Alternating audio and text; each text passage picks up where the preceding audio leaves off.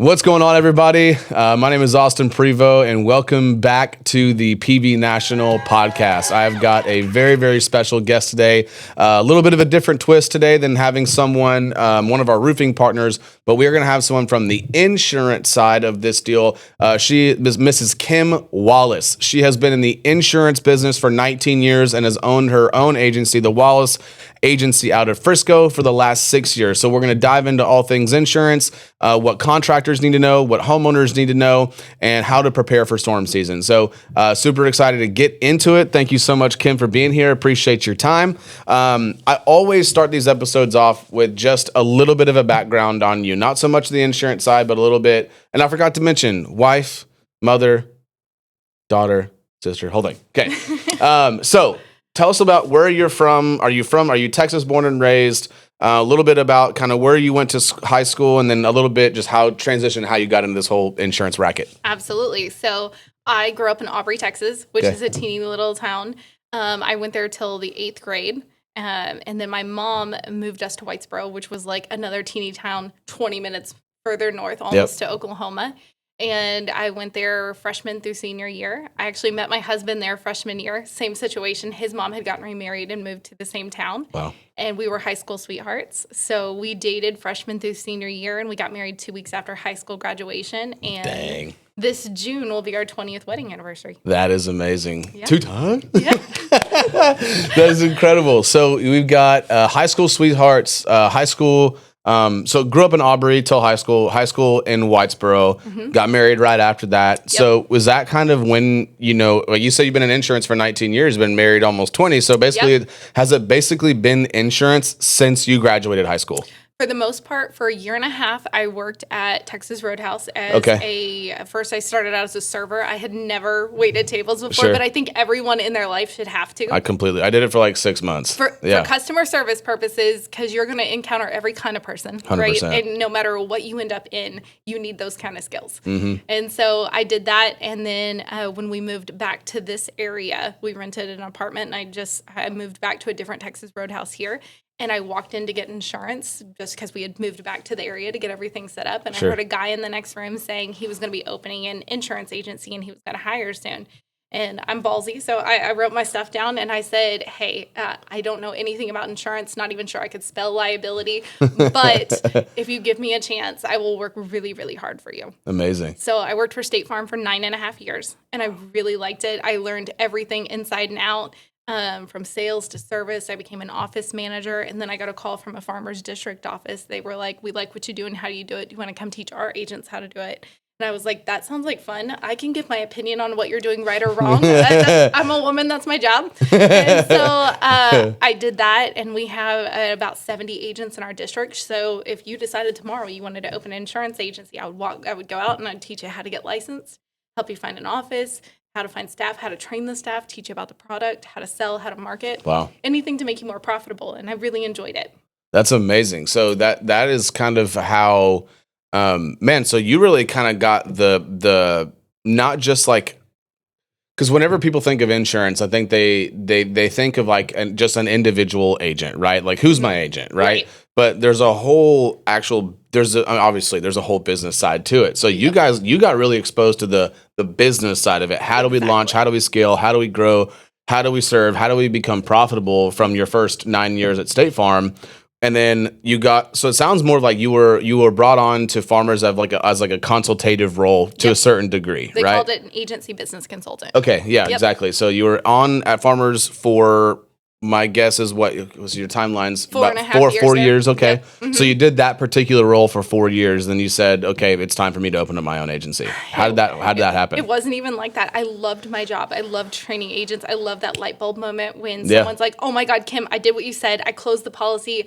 It worked. I'm winning. I'm getting up there on the leaderboard and things like that. Yeah. But I got pregnant and had my munchkin. Mm-hmm. And if it came down to being a mom and being amazing at that job, mom's going to win every time. For sure. I was born to be a mom. I love my munchkin. And I always wanted to be the kind of mom who could bring the cupcakes to the classroom and go on the field trips. And anytime I wanted to step away. And to be honest, the only way you can do that is to be your own business owner. Yep. And I was terrified, but my husband is like my biggest cheerleader. He would find that really corny for me to say, but he was like, babe, I want you to do it. Let's do it right now when he's small. And Get started. Get started. It wasn't fair to those agents because if I stepped away to do any of those things, that doesn't stop them needing help. Correct. Right? And that wasn't fair. Right. In your consultative role. Yes. Yeah, exactly. So we made the decision in like October 2019. We're like, we're going to do this. We're going to open an agency. My husband's like, if we take a hit in the first year, we take a hit. Don't worry about it. I just want you to give it your all. I think you're going to be amazing at it. I had huge reservations about it, but him and my district manager, they're both like, you're going to be great. And I'm like, I don't know about this. So I actually opened my doors March 2nd of 2020. Wow. So we opened our doors May of 2020. So like same, like right? Very similar timelines. And then Texas shut down on the 14th. And so like Crazy. Tears ensued. When you open an agency with farmers, you have to have a brick and mortar location and you have to have 2 staff. And you like minimum requirement to open up your doors. Yes. And you get paid monthly.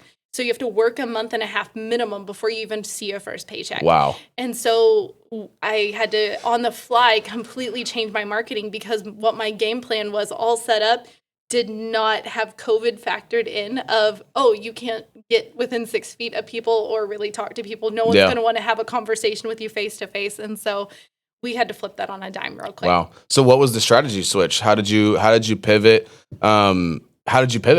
I did a lot of networking via Zoom, which is hard, but at least I'm very personable. Sure. I love to get to know people. Yeah. And so I could do that over Zoom. I bought internet leads. I called businesses and said, hey, I know you probably don't want me to come in, but how can I support you? Yeah. Because every business needed it at the time, right? And so any gift cards I could buy from restaurants that I knew weren't doing well, I said, hey, I'm going to put these in a drawing for anyone who calls and gets a quote this week. Anything to support you because everybody needed it at the time. Wow. So that's, and that's just like part of entrepreneurship in general is that like, we talk about it all the time here. It's like, okay, a lot of people, they aim, and they never just like do like take a shot or whatever. Right. And, that's just the essence of entrepreneurship. You have to be able to adapt. You have to be able to overcome. And now look who you are 6 years later. And I'd love for you to tell the audience some of the things that you've accomplished, especially this year this past year in 2025. Tell us about how you ranked with farmers, and then we'll kind of get a little bit more into like the nitty gritty. I just want everybody to understand how phenomenal of an agent you really are. Absolutely. So I now have 6 staff. I have 1 bilingual, and I'm looking to hire a new one. I have 2 interviews set up today, so I'm excited. We're actually looking to add 2 to our team this year, which your average agent normally only has about 2 staff. But one of the biggest complaints I get from people is they call an agency and someone doesn't answer the phone. Yeah. And so we didn't want to be that kind of agency. We want to have the customer service. We still have customers walk in and want to see a presentation right in front of them, person to person, cheek to cheek, which I really like. Yeah. We're waiting for the final numbers to come out, but we did qualify for Toppers, which is like a trip that you can win through farmers. So me and my munchkin and my husband will be going to Tahoe come July. So we're excited. But when November came out, there are over 8,000 agents in the U.S. for farmers insurance alone. That's not just in insurance, but in farmers insurance, it's like 8,300. And in November, just for 2025, we were ranked number 58 in the country with our production. Phenomenal. So think about that, guys. Top 53 out of 8,300. And you, if you go look at like her Google page and everything of like everything like that, you don't become that good and by treating people wrong and not advising people the right way. And that's what I think is a good segue into kind of our next conversation. And let's, because my business and all of my listeners know that we are in the insurance restoration space. Mm-hmm. So how your policies look, how to renew, the right questions to ask as homeowners and for general contractors is so important, especially in Dallas-Fort Worth. So let's jump into that just a tad. So I want to get into let's talk about policy renewal. Yep. Okay. What are some of the main things that that homeowners and consumers need to be asking their agents when their policy comes to renewed, especially in a hail state in Texas, and not only the state, but such a hail environment in Dallas-Fort Worth? Absolutely. So we're super proactive in my agency. That's why we have to have so many staff. I believe that your agent should be calling you. You shouldn't have to be calling your agent. So we call people 30 days before they renew. And if I called you and I said, hey, Austin, your home is coming up for renewal, I want to just run you through a few things. I know life is busy. If it's going up, we talk about suggestions of how we could lower it. But more importantly, I tell them every time with inflation, how much we insured your home for last year is generally going to increase this year, which means your deductible increases, right? Because it's a percentage.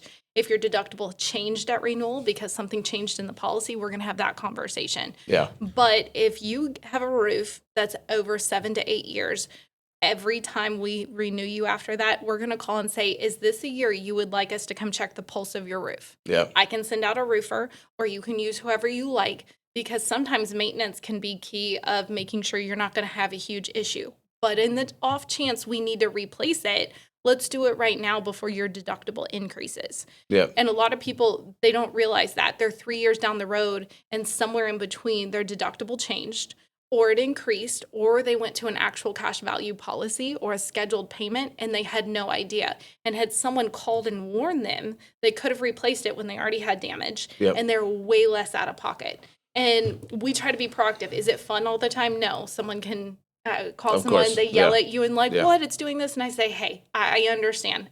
My policy's here too, and this happened to me as well. I'm calling you in case we need to do this. Let's do it right now.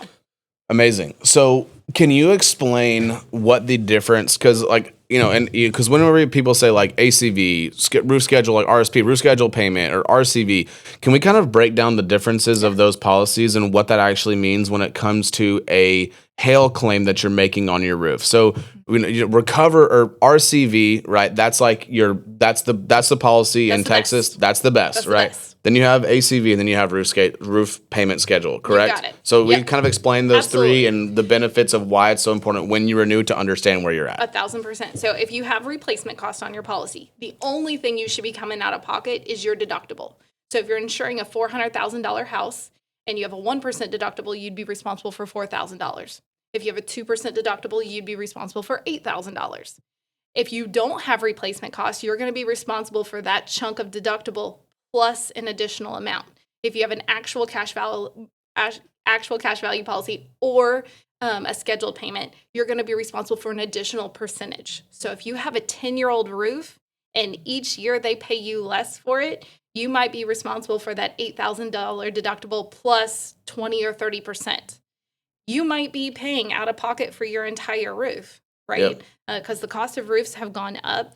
Materials go up, labor, like everything is increasing. And so from what I'm hearing, Kim, is that, if that 8-year roof, right, that we're talking about, 9-10-year roof, if there is damage and there's a storm date that a roofing company can justify a replacement, it's so much more advantageous to get that done, because on the next year when you renew, over here, you're just on the RCV policy, you're just responsible for your deductible, right?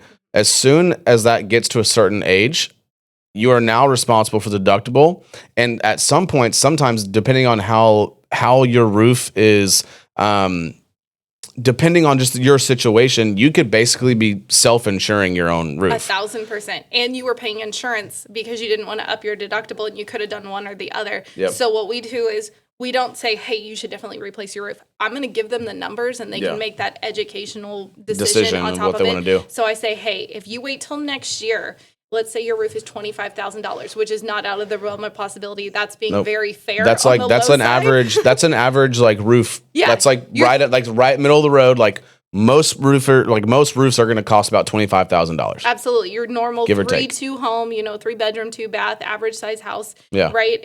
I'll say, okay, if we have an $8,000 deductible and your roof is this old, and I show them the math, I say, okay, that means out of pocket for this actual cash value, you're going to be on the hook for $12,000 plus the other $8,000. Do you really want to file a claim for us to pay $5,000? Or prior to the policy renewing, you only had this $8,000 deductible and you still have replacement cost. If there is damage and it's claim worthy, it might be worth for you to do it right now. Now, I have some people who say, if that's the case, I might not even have the $8,000 for a deductible. We have options. One, roofers like you guys, we can say, hey, we know people who can help you with financing. Okay. Number 2 is we sell a separate policy that is all by itself. We call it like a little supplement policy, just like health insurance, where you could go back to having a $2,500 deductible if you wanted to. Roofers, y'all listening? That's right. That's important. And it does not matter how old your roof is. It doesn't matter if you have ACV on your policy. We can still sell you that, and you don't even have to buy home insurance from me to get it. Really? So it's a complete separate supplemental product. You can have Allstate buy this policy, and it like how does that explain that really quickly? I had a lady come into my office the other day. She was like, "Hey, a roofer actually recommended you. He talked about your product, but it didn't really make sense." And I go, "Let me walk you through it." We quoted her home. I said, I pulled it up, and she could see it at the same time. She goes, "That looks like crap." And I go, "I agree with you. That looks like crap. Stick with what you got." Yep. I said, "Let me look at your deck page and see if I see anything that I would go back to your agent to discuss." But she actually had a 3% wind and hail deductible. Oof. And I said, even if I quote you 3, we're going to be like same price. Comparable, yeah. Exactly. So stick with what you got, but let me show you this. And I quoted it for her. It was $651 for her to have a $2,500 deductible when the roofer said... not a month, for the year, for the whole year. And the roofer had told her, your roof could probably go 2 more rounds. So she's going to have to replace it. Storm season is generally April to October, right? And we're, knock on wood, we're getting there a little faster this year, right? But that 1,000% is going to be worth her. I'd rather pay $651 and then only have a $2,500 deductible versus the $12,000 deductible she was staring down the barrel. Yeah, because, you know, the $12,000 deductible, you know, if like I'm just trying to do like the mental math in my head here, it would take what, almost on a $600 a year deal, it'd take almost 20 years to get to $12,000. Exactly. So it's completely worth it, guy. Like that is such an amazing product that everyone in Texas needs to be looking at because it is right now we're on a cycle. I believe there's all different kinds of reports on this, but the cycle is like 6 to 8 years. You're going to have to replace your roof.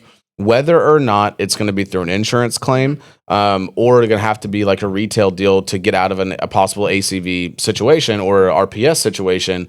You like in Texas, it gets so hot, it gets so cold, and we have so many storms that roll through. Like it's about an average of 8 years your roof's got to get replaced, and 8 years is it's only you pay $4,000 in premium for the 8 years. You have a $2,500 deductible, so that's $6,500. And if you're on a 2% with a $400,000 house, you just save $1,500. Yep.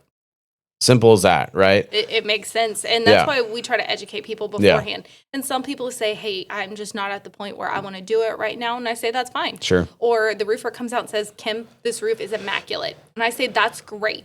That's the best news the customer could have got. But in case it wasn't, I would rather let them know right now than 4 months down the road. Yep. And then they're like, you could have told me. Because I'd never want to be in that situation where the roofer's asking for all the deck pages and says, oh, well, last year you had this and you could have done it. Then they're going to blame me. Sure. Right? And I'd rather be ahead of that where at least I gave you the option. Right? And we made an educated decision on it. Anytime someone calls our office, one of the things we do when we sign up a policy, we say, please do not call the 1-800 number and file a claim. Okay? You chose me as your agent so I could advise you on your insurance, right? Yep. You call me unless the house is on fire, call me with what the problem is. Yep. And let's send out somebody who's a professional, right? Who can tell me, is this claim worthy? Do we need to file a claim? Sometimes you have a leak and it has nothing to do with insurance. You could have had what's called granular loss on your roof, and insurance is not going to cover that if it wasn't due to hail. Or you let it sit there that way for 4 years and you only have 2 years to file a claim from the date the damage happened, and then you're done. Is that the statute of limitations? Yeah.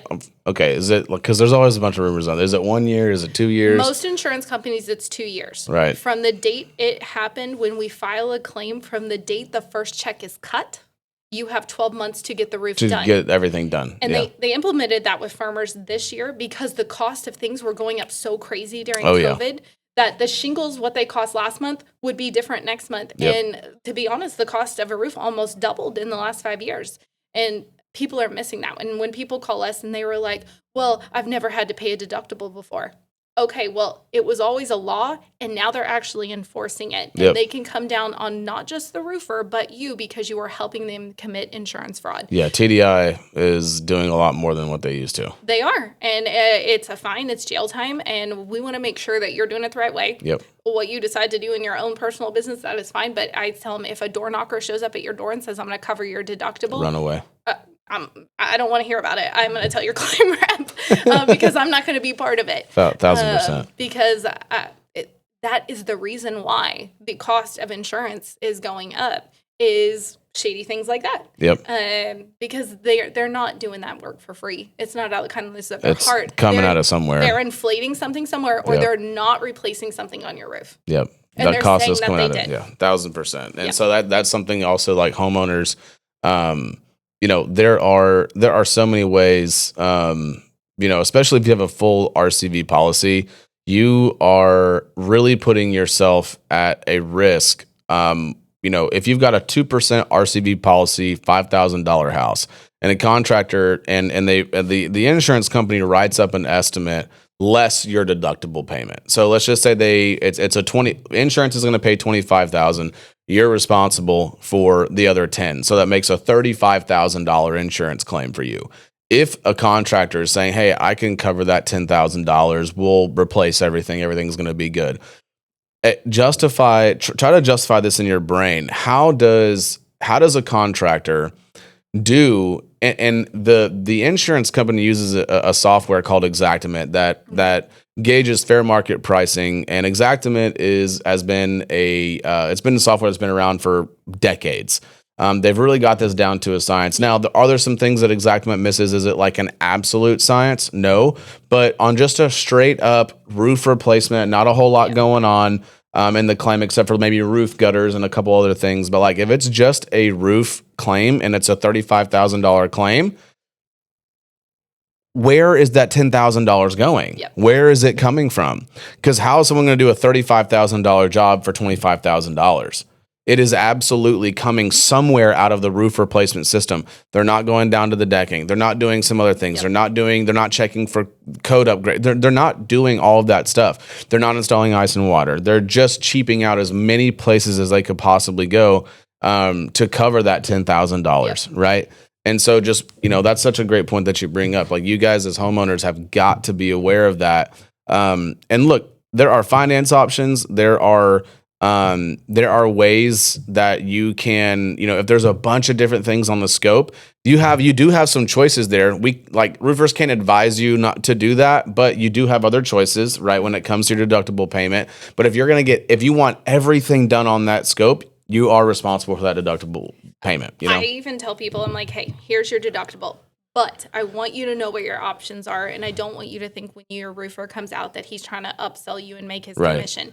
1,000% with the storms that we get, it is worth talking to your roofer about an impact-resistant roof. Yep. If your HOA will allow it, oh my goodness, a metal roof, because it's going to price so well in your insurance, and it's going to last pretty much forever unless we get really volleyball-sized hail Like that is crazy coming stuff. for us. Yeah. But all of those things matter. Even putting solar can really protect your roof because it's going to hit the solar panels more than it's going to hit your roof. Right. And we cover to detach and retach if, God forbid, we do have to replace the roof underneath. But there are different scales of impact-resistant roof. There's a class 3 and a class 4. Anything else, there was no point in discussing. But there's normally not a huge price difference. Sometimes it's not any price difference to have that class 3. It's got more rubber put in the shingle. The hail can really bounce off of it versus an asphalt shingle. It's just going to take the hit, and it's going to cause some of the little granule loss on there. And over time, it's just going to wear out. It breaks your shingle in half, and then when the wind comes, it brings your shingle up and breaks it, and then you get a water leak in your house. Yep. And we don't want you to be there. So I always try to tell people on our side, hey, if the roofer's coming out, if it were me, and it's what I did on my own roof, I would ask him, is there a price difference if I do an impact-resistant roof, class 3 or class 4, or if your HOA allow it and you're cool with it to have a metal roof? Yeah. There are plenty of metal roofs that you can look at now that don't look like metal roofs. So we always have that in that our stigma. mind. It's like this looks bright steel-colored roof. Yeah. There are some that look so natural and great, but they can weather the storm pretty much. So is there? I guess that's a great question. There are a little avenue to explore. So are there really good discounts for metal roofs? For metal roofs, for it's premiums? huge. Really? Yes. Is it pretty significant? It's huge. Yeah. Whenever I get a house like that and I've changed the premium, we had one a few weeks ago. It made a $2,000 difference a year. A year? A year. Wow. Yeah. So you then you have to weigh the options at that point. Yeah, I mean, and that's why this education stuff is like so important, because like I know like the insurance industry and everything like that, insurance restoration especially, like it's like you don't know until you know. And like once you know, it's like, oh my gosh, everyone needs to know this. And so there's such an education piece. That's why like agents like you are so important to have in your corner as a consumer and as a homeowner. Next, I want to talk a little bit about so homeowners out there. If you guys are listening to this, I hope you learned something to ask your agent. Right? We talked about RCV policy, ACV policy. How does that affect your out of pocket costs when it comes to a roof replacement? Once you get to RPS, you're self-insured at RPS pretty much, depending on the situation. But most of the time, you might have a small percentage, a very, very small percentage that the insurance carrier is going to pay, and you're going to be financially responsible for the rest of it. And you might as well not even file a claim at that point. Might as well just get some good financing options and go from there. A lot of people forget when you come out to look at a roof, right? You're not just looking at the roof. Yep. You're going to look at the siding of the house. You're going to look at how much hail damage happened on the AC unit and the fence. How many nice communities have these beautiful 8 to 10 foot wood fences? They're gorgeous. Almost every policy out there does ACV for wood fences. Really? And you're getting paid barely anything. So I tell my girls in the office, I go, I do not want to see a policy that has ACV on the fence unless you know they don't have a fence. Because wood depreciates so quickly. Yeah, it's right? It's going to rot. Yep. Right. That's how that happens. There's a reason you have to reseal it and treat it so often. Yep. But that's one of the things when we have a contractor or a roofer go out, they're going to look at everything, even the dents on your garage door. We want to make sure we're going to put the house back like it was and help you the best we can. That's the best way to do it, right? You want to, if you're going to have an insurance claim, like fully restore your property, like your deductible, it might be a daunting payment. But at the end of the day, it's probably the house that you're living in is hands down probably the biggest investment that you have. And why would you not restore it back to its full, what it was pre-storm condition? Absolutely. Why take anything less than that? So as homeowners, we've covered ACV, RCV, we've covered supplemental deductible products that we'll link your description and all your information in our description on YouTube. And if anyone has any questions about that particular product, especially my roofer friends, like reach out to Kim. That's something that you guys can offer, like as roofers, you guys can offer that to your clients. Let's just say you do have someone who's got, a 2%, and they live in a, $1.2 million house. They live in a really nice house. Okay. Well, that particular supplemental coverage might make total sense for that client. And the more the value that you could provide to your clients with products like this, the better you guys are going to look, the more referrals you're going to get. So now let's talk to some contractors. What are some of the things that, because I know that you have a few referral partners in the roofing space, kind of what things do you look for? I guess, because a lot of roofing contractors now, a ton of the way that they get their business is through just door knocking, right? Yep. Which are great contractors. That's how they get their business. There's great sales skills and ethical people doing that. Obviously, there's a flip side to that coin as well. But how would you encourage contractors to, develop relationships with real estate agents and how fruitful that can be for them? 1,000%. So right now, I don't know anyone who goes to buy a house unless it's brand new that is pretty much demanding a new roof. Yeah. Like they think it's just going to be a given as part of closing. Yep. Right? A realtor needs to have a good contractor in their corner, period, amen. Because whether it be someone comes in and they can't get past the aesthetics of the house, you better be able to text a contractor on the fly and say, hey, my guy said it would only cost about this much if you want that fixed, whether we're trying to put that into closing costs or you're going to pay it out of pocket right before you move in and we get this done. I love to be the guy who's got a guy. Yeah, the guy who's got a guy. The guy who's got a guy. I've got a list, and every one of my staff members has it on their desk of all the different referral partners we use. And it's not just contractors. Yep. I've got banks, I've got realtors, I've got dog walkers, I got chiropractors, I got people who set up LLCs. You name it, we've used it, it's on there. Yep. And we change it up here and there. We love to trust our contractors. Most of the people on my list have done something for me individually, whether they came out to my office or my home. And I understand that sometimes, you go out to a project and something goes wonky, something goes weird. As long as you take care of it and you make it right with the client, we're good. Yep. But I am all about trust and making sure the contractors only check in with me if something's going weird or the customer has a question. Yep. So that way we can work in tandem, because once you file the claim with me, I say, hey, let's work with your contractor and the claim rep, because I know you don't want to sit on the phone with the claim rep. No. And that way we can get it taken care of together as a team. Amazing. So on whenever contractors are prospecting, like what do you guys, I mean, individually at the Farmers Agency, the Wallace Agency, what do you guys look for on whether or not you bring on a referral partner or not? Like, how can contractors get their foot in the door, I guess is what I'm asking, like with insurance agents, because insurance agents who, really kind of who really are passionate and take their job seriously and take customer service seriously, you guys refer people out all the time, We do. right? Yep. And so tell contractors and roofers on, how they can get their foot in the door with insurance agencies and what the best way to go about it is. I'll tell you the best pitch I've gotten so far. Okay, I love it. I had one guy who said, no, if it's one of your clients, I'm going to always put on a class 3 roof for free. Yeah. Most roofers will do that anyway, but he talked about it like it was a big upgrade. And I said, if you mean that, I'm going to tell my customers you do it. And you better honor it with everyone or I'm coming for you. Which is fine. But the best one I got, I had a contractor come in and he did roofing by trade and for the most part, but he could do other small projects as well. But one of his things was, I end up coming in less than what Farmers is actually paying out in the claim to mitigate the loss. Okay. I don't upcharge if it's this and it ends up coming to be something else. I eat it. And he goes, I buy stuff in such bulk that I get such a good pricing for on my it. materials. Exactly. Because at the end of the day, it doesn't matter if you don't file a claim on your home and you're like, Kim, why did my home insurance go up? I didn't even file a claim. Insurance has to look at the zip code in the county you're in as a whole for profitability, and they're going to spread the love. Okay. Yep. When rate increase happens or anything like that. It's due to areas, not individuals. Yeah. But if your neighbor is Mr. Kreiswolf and anytime something goes wrong, he files a claim.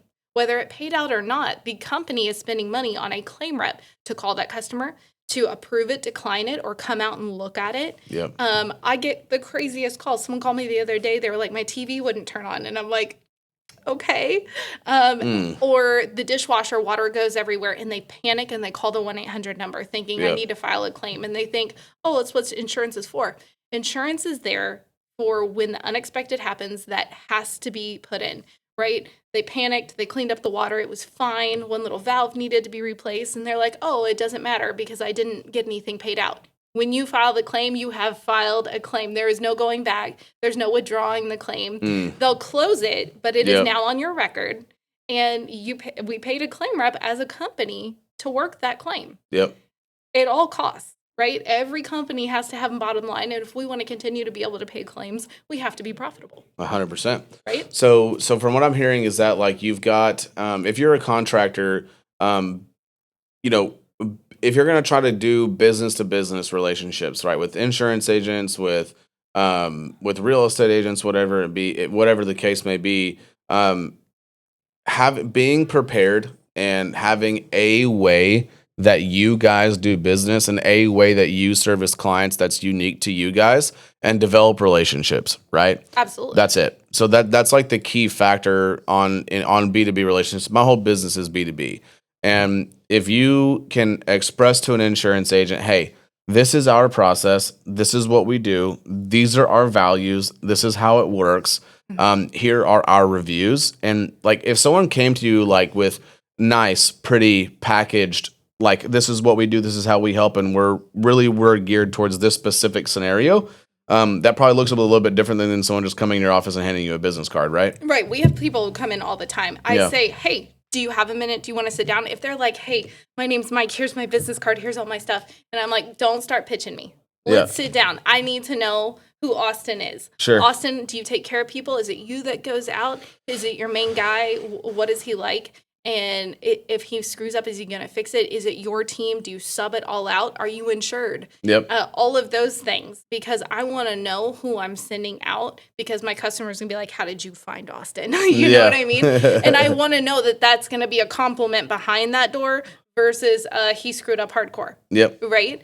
And so my staff, any contractor or business that they work with, they have all those numbers in their cell. Perfect. And they'll call and say, hey, who do we owe a roof to right now? Because normally we cycle between 2 at a time. Yeah. Because when a storm's hit, it gets crazy. It sure does. And we want to know, if I call Austin, I'm getting Austin on the phone, and Austin's going to tell me how quickly he's going to call my customer and be out on his front lawn to go look at that roof. Yep. Whether that customer can be there or not, it's going to be clear, concise. It's a yes or a no. The worst is when we get somebody come out there and like, we could maybe file a claim. And I'm like, it's a yes or a no. There's once in a while where we're on the fence on something, and I get that. But with farmers, we make it so easy. You only have to have 8 dings in a square, which is so y'all have 100 square feet. Eight in a square is y'all's the number. Most insurance companies are 10 to 12. Yep. Okay. So we make it pretty easy on that. But we want to be sure if we're filing a claim that it's not going to get declined. Yep. Because if it gets declined, the customer's mad at everybody, right? The contractor, me, they think it's a money grab or something like that. I don't get paid if you file a claim. That's not how it works. Yep. Believe me, I don't get excited when there's a rate increase. I'm like, oh my God, that's double the service. Am I going to have to hire a new person to deal with all the calls? Right. That doesn't come to me. I get a very small piece of the pie every time I see those Facebook commercials where it says your agent gets paid most of the commission. No, I promise you, it's very tiny. But our biggest thing with contractors is we want to know they're going to take and put the customer first. Yeah. That's all that matters to us. So it's just a lot about building relationships, being consistent. And I know that, there, like you said, there's 8,300 farmers agents alone in the country. So think about how many insurance agents there are just in the greater area of Dallas, Fort Worth. You go establish some real relationships with insurance agents. It can be a great way to gain business, and the customer acquisition cost is nothing. If you build a great relationship, you're not spending money on marketing. You're not doing any of that. You're just building relationships with insurance agents who trust you to go take care of their customers. So I would highly encourage everybody to do that and to take some of the advice that Kim is saying here and go develop relationships. I know a lot of you guys' teams are geared towards door knocking and everything like that, but I had a roofer on last week. His name is Brett. And that's one of their big goals is to do $5 million through referral partners, through insurance agents and real estate agents. And I think that's a great plan. I think you need to diversify how you as a business get income. So as from a roofing standpoint, you guys do that. Next, I want to talk a little bit about kind of just your business philosophy in general. So we didn't even say this, but me and Kim network together every single Friday. So every single Friday we meet at Tenders in Little Elm at 9:30 to 10:30. We're both on the leadership team there, and it is a great way to connect, grow, develop, and grow your business.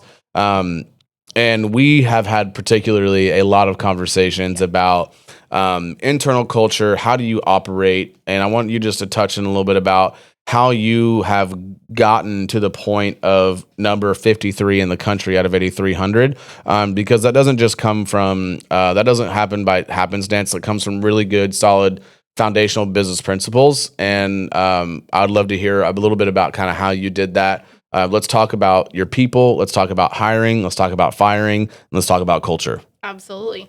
I love the culture in my agency. So many people talk about, how am I going to develop culture? It's going to be there whether you wanted it or not. It's right? negative or positive. Exactly. It is there whether you intentionally are trying on it or not. Right. And it feels like a family in our office. I love that. I literally, as I left, my staff member, she brings her dogs in 2 days a week because sometimes you need something to cuddle after talking to a customer. It can be that kind of day some days. Right. But when something happens with anybody in the agency with the family comes first, right? I want to work somewhere where they get just the same leeway that I get for the most part. So if I take a day off or we're all sick, like when we all got sick with something, I said, we're all working from home for a week because we are going to kill whatever's going on in our office right now. But anytime someone says, I got something at the school or my kid has this or my family member has this, no questions, just go. Yeah. I want you to go. You don't miss the field trip. You don't miss the party. Or I have one staff member at the hospital right now. She goes, can I just go? My nephew's about to be born. I'm like, say no more, go. Mm-hmm. I want you to be there. You don't miss that.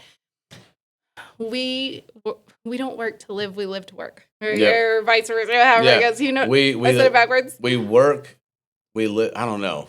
Now it's messed up in now it's messing my brain too. I know what you're talking about. Yeah. Because I don't want that to be everything, right? I want them to be there and be part of it. And I love that they give opinions on stuff. When we decide, like, if we hit a bonus, we get together and we say, what are we going to want to spend this money on? Last year, it was we wanted an additional service person. So I said, okay, if collectively that's what we want. 1 second, Kim. Hey, will you tell him, like, shut that door, bro?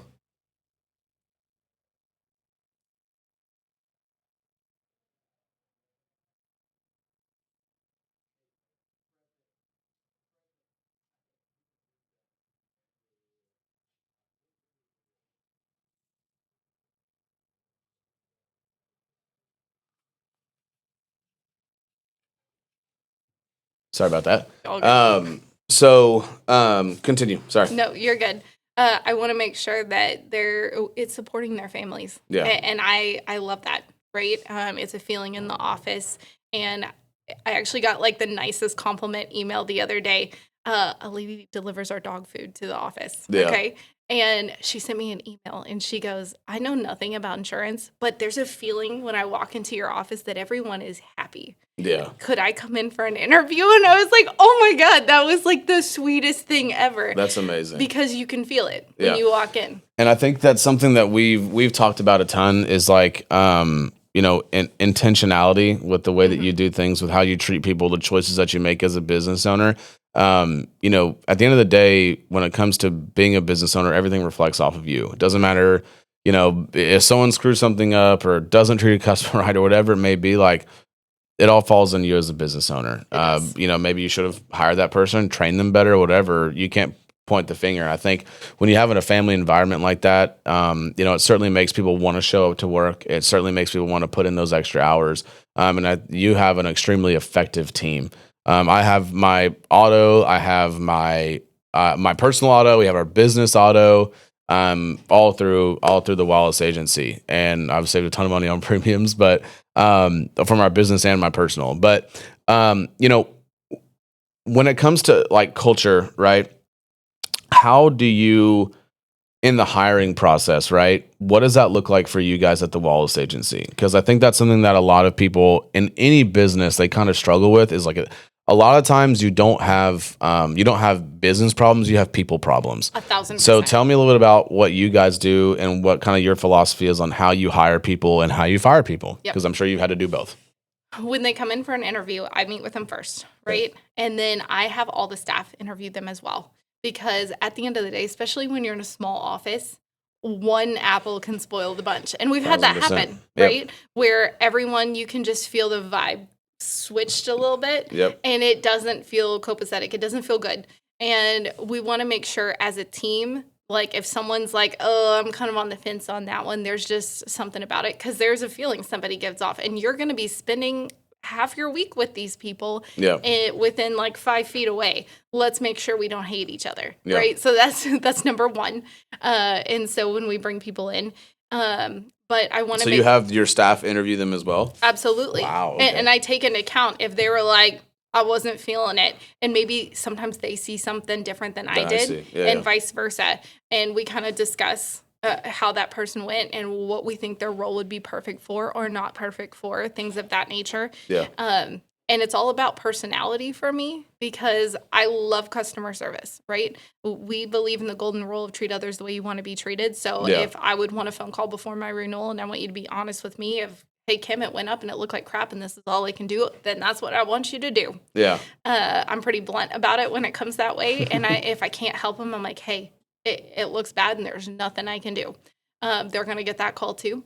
But I can't change your personality, right? I can teach you what to say. I can teach you about the product. I can teach you how to say it. But you have to bring your own personality to the table. And sometimes it's going to jive with what we have going on in the office. And sometimes it's not. Right? I had someone say the other day, they hire the attitude and then teach the skill. Right? Absolutely. And that's really kind of, I think, what a lot of people, and I think you've done that, is like you hire the attitude, you teach the skill. Exactly. And, because you can't really, you can't force someone to be a certain way. You can't force someone to just like be a culture fit, right? It's got to be where your hiring process is really geared towards finding those kind of that vibe, and having like a series of questions and stuff that that are facilitated towards the outcome of what you're looking for. Yeah, in a person. I ask them more about personally themselves before I ever ask more about their like business background. like resume questions Exactly. or whatever. Yeah. Anyone can look good on paper. Yeah. The worst is when you hire someone who looked good on paper and in the interview you were unsure because that person, it doesn't always fit. Yeah. Right? Because you can't teach them how to be a human being on the phone. I've been in interviews where I go, you worked in a call center, didn't you? And they're like, yeah, how'd you know? And I'm like, I listened to you and that's all I needed to do. Like your personality was completely taken away because you read from a book. Yeah. And they're like, yeah. And I'm like, do you think that we can like get up past unlearn that and relearn to be a person? I had one staff member, he was as sweet as could be, and he owned his own business as well. And I brought him in. He goes, Kim, I don't understand why I'm not getting this. You make the call, the same call I just made, and it goes so smooth. And I go, that's because I talk to him like they're a person. I talk to him, they're like my husband in the next room or my friend, right? You call, and you're as formal as all get out. Yeah. And they don't feel anything towards you, right? Yep. So when they're mad about something, they are just the same as they're just gonna spew at like the stranger. Exactly. Right? Yeah. And one day it finally clicked, and I heard him do a call, and he hung up, and I jumped out of my chair, and I go, "You did it!" He comes in, and we high-fived, and he goes, "I get it now." Yeah. And the aha moment happened. Exactly. Yeah. He goes, "I just have to be a person." I go, "Is what I've been telling you for months." Yeah, I think that's something too that for our business, like we've kind of gone through a few like production coordinators. That's like really the person that a lot of it flows through Kara up front. Like when a contractor calls and they got a new job, it goes through Kara. Scheduling goes through Kara. So like Kara's kind of like their main point of contact. And in that position, we've had a little bit of a turnover in that position, mainly due just because we didn't have the role as outlined and solidified as we should. We poured a lot onto somebody that should have been delegated a little bit more, but I digress. My point is that in that position, that is as much as it is by making sure jobs get, scheduled properly, move through the pipeline properly, get invoiced properly, all that good stuff, that we get the proper intake information, all that stuff. The most important part about that position is being personable. Yep. When these guys call and either they've got a job to get on the schedule right now, or they're dealing with this claim that they don't. Just you gotta be personable, and you gotta be someone that if a contractor calls and you guys get off on another conversation, oh, I'm on my way to my son's soccer game. The next time that person calls, hey, I remember you said your son was at a soccer game. How did they do? Exactly. Like that stuff is like those are the intangibles that you've got to find a way to get on your team, especially when you're like you guys are so customer forward, customer facing. And people want to be treated like people. And so I think that's a really great culture that you have established, for you as far as the people that you have in your office.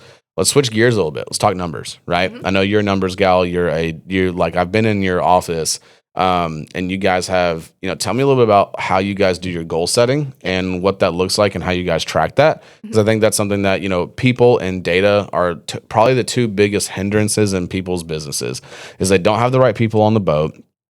And they don't know their data enough to know how to set goals. Yeah. Like, what are your actual metrics? Like, what are your key drivers for success? What are your disruptors? How do we overcome those disruptors? And, tell us about how you guys have done that at your agency as far as goal setting, tracking, numbers, and all that good stuff. Because that's something I think you've gotten really, really well. We have a ginormous whiteboard that's like the size of this board back here, where my whole staff, they're all color-coded on it. And we have one little section for it says team meeting. If you came up with something that you came across that everybody else should probably know, you come in and you write it on the board in the team meeting. A team meeting is not just something I run. We talk about any grievances, issues, a customer that came into a weird scenario, and you need to know the next time we have that scenario. Yep. So that's open anytime. Then on the board, we have two different goals, right? One is how much we want to do for the agency every single month, just on Farmers paper. Right? Because Farmers gives us other carriers, and I go, nope, only the Farmers carriers in this goal. Everything else should be gravy, right? And so they know that if they continuously hit that number, they've got bonuses to look at. They can hire more staff. We can spend more on marketing, which in turn gets them more leads. Yep. Right? The other number is the number we have to minimally hit so I don't have to fire anybody. And I tell them that. That's amazing. And I am completely transparent on if farmers changes how I get paid, which they just changed something this year. We had a big team meeting. I explained to them exactly how it goes. As long as we're continuing to write what we have, everybody's getting paid the same. If something happens and it happens 2 months in a row, we're going to have a conversation, because I never want someone to out of nowhere be like, oh my God, I didn't know how serious that goal was. Right. We're making sure we're all in the same direction, right? If they hit a certain goal and they do it consistently, they all work a 4-day week instead of a 5-day week. So they get paid the same, but they get a day off during the week. Wow. If they decide, Kim, you know what? I don't need the day off, and I have some that do that and say I need the extra money, I go, perfect. I'm just going to pay you an extra day. That's just how it's going to work. That's how it's going to work. So that's something that I really want to talk about too. And it sounds like it's something that we have really worked diligently on implementing here is, how does one person's performance affect the overall vision and direction of the company and our goals, right? Because I think that's something where a lot of business owners miss, is how to actually tie in one individual's performance to the overall goal of the company, right? And I think that what you've done, I mean, you've laid out everything for everybody, saying like, hey, this is directly how you can attribute to make sure not only you don't get fired, but how we continue to grow and flourish as an agency, which I think is so important, because it gives them a ton more purpose in their days, their weeks, their months, and then and you know, kind of when they show up to work, they know that their work is valued, their work is needed, and then they get compensated fairly for doing so. Yep. They all have a one-sheeter that I keep in a little binder. They have a copy and I have a copy, because numbers don't lie. Like if I bring you in for a performance review, we're going to start with that sheet, because at the end of the day, it's not my opinion. It's the truth in black and white. And it literally states on there how many outbound calls, how many quotes I want you to make per day, right? And as long as you're closing, I don't care about the first two. But if you're not closing, you sure as hell better have hit the first two. Yeah, you better have hit the, Exactly. 1,000%. So there's two numbers on there. There's one that is the goal I want you to achieve the month, or for the month, right? The other one is, this is to keep your job. And I tell them that. I'm very blunt about that. I was like, this is so I can keep you, if you would like to work here. Period. If you continue to be at the Wallace Agency, you got to do, this is the minimums, right? Absolutely. Yeah. And they're not outrageous. They're not crazy. They're not like double goals or anything like that. Because that used to make me nervous when I worked at a State Farm office. My agent came to me one day and he was like, Kim, what if I put a minimum and you have to hit this minimum before I pay you anything? And I'm like, so I could write all but hit one final number and you would keep all the commission I should have made? I go, I can apply other places. And he was like, I was just kidding. I was just throwing out ideas. I'm like, I throw your ideas somewhere else. That was not a very good incentivization plan. Yeah, he didn't approach it well, right? Yeah, right, and I can be mouthy, let's be honest. But no, not you, Kim. Right. But at the bottom of it says each month how much they wrote. And then at the bottom, it has a sample of what their day should look like. Right. Like it's broken up in 30-minute intervals. And I said, when I was a staff member, this is how I worked it. I came in, the first 30 minutes was going through my email, my tasks, getting everything in order for how important things were for the day. In your CRM system, we've tried to make it a little bit easier where they would write hot service or just service. Service of, hey, this can maybe wait a day, but this hot service means you got to do it today. Right. Then hot leads, then warm leads, and then cold leads. So as long as you got to the hot stuff, that's okay, because sometimes your day can roll over you, right? The phone can ring over and over. Yeah. We've all had days like that. Doesn't matter what industry you're in. And so we try to do it that way to try to mitigate it. And then I have kind of like a floater staff member where if she sees you're getting overrun, she just comes kind in. of a utility player. Yep. And she'll come in and she'll be like, Austin, I get stuff's going on. What can I take off your plate? Or should I just start work your oldest task first? Yeah. How can I help? Yeah, I think that's so important. It seems like you've really got this thing systemized, and I think that's something that one of the reasons why I wanted to have you on here is because you've got your business so well inside and out, and from the numbers to the people to the metrics to what is, what are the revenue driving activities and what are the reactionary activities. Obviously you have to do both, right? You have to react to customers, and then you have to get new ones in, right? And I feel like you're not a big time waster. Like all the things that you guys do, you're really, really efficient with your time and your processes and your systems. So just want to commend you on what you've built. Thank you. Top 53 out of 8,300 is amazing. And I think that's kind of gonna wrap it up for today. That's all that I think there are some really, really good golden nuggets in here on both sides on what contractors can do to develop relationships with insurance agents, what homeowners need to be aware of with RCV, ACV, RPS, how that stuff works, what to ask for when they renew. And then for some of my business owner listeners here, guys, how you hire, how you fire, how you train, and the systems and processes that you have documented, and knowing your numbers, right? Like get to know your business on a very intimate level, because that's when you're able to make educated decisions on directions you should go, hires that you should make, investments that you should make into your business. You've got to intimately get to know your business. And Miss Kim has done such a phenomenal job over there. She's building something great, and super excited to have you on. Thank you so much for being here. And that's it. We'll see you guys next time.